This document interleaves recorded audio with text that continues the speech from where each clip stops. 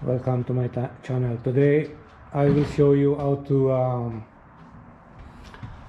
connect a ABS drain pipe on a island in a kitchen, like this one.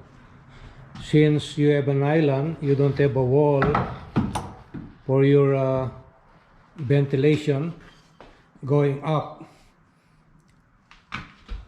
So what I did is make a U going back there, but you don't forget to put a clean out chair going back down there and connect to the drain.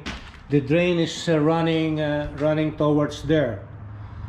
So this one, it's connected lower, like this one lower here, and this band should be connected to the upper portion of this one. It's down there below, and then you have to put another clean out there. I put that clean out outside. This is the band going up there to the roof. It will terminate up there on the roof. So that is how I connect this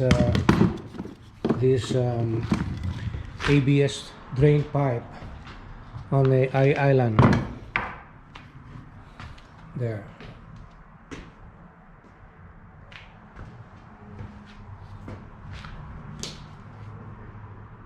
Okay, thank you for watching. Bye.